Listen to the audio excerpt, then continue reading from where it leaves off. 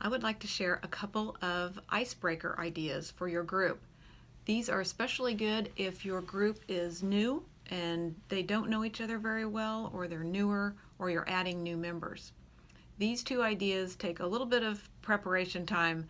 The first one on everyone's part, and the second one just on your part as the discussion leader. The first one is called Bring an item that tells us something about who you are. Bring an object that tells something about who you are or that represents you.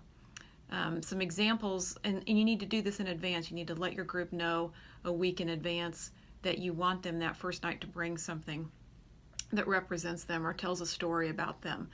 For example, in our group, someone brought a chipped coffee mug and talked about how they, as a couple, would have coffee together every morning. And even over the years, when the coffee mugs got chipped and they had ups and downs in their marriage, they still stuck together and still would have their morning coffee together. So it was a sweet story. And David and I, my husband and I, shared the thing that represented us was a head of garlic.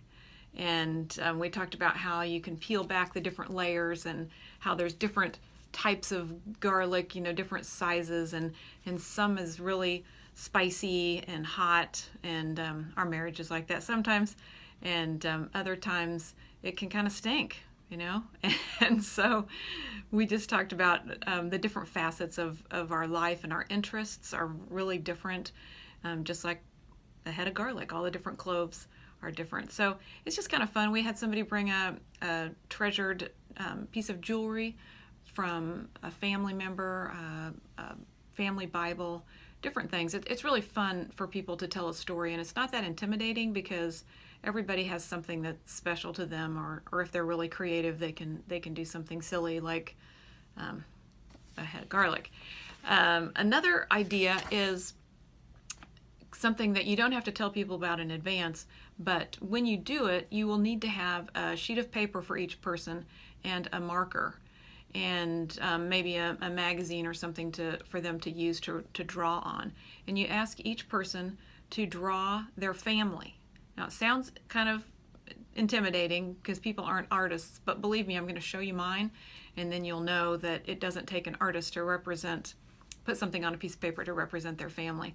And you tell them above each person's head that they draw needs to have something that represents them. And I'm just going to go ahead and show you. Don't laugh, okay? But here's my stick drawing. This is my husband. He sells pizza. This is me. I work at a church. Our oldest son is a computer genius. He's a software developer. Our youngest son is a baker. He bakes bread. So it's just really fun and funny to watch people try to put these together.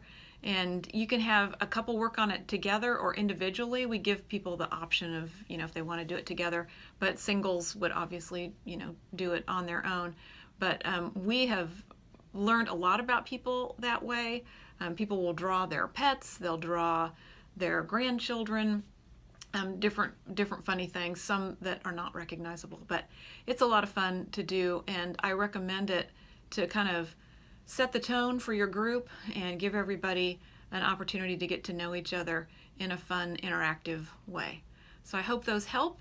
If you would like more information on some of my favorite icebreakers, you can see Icebreakers Part 2.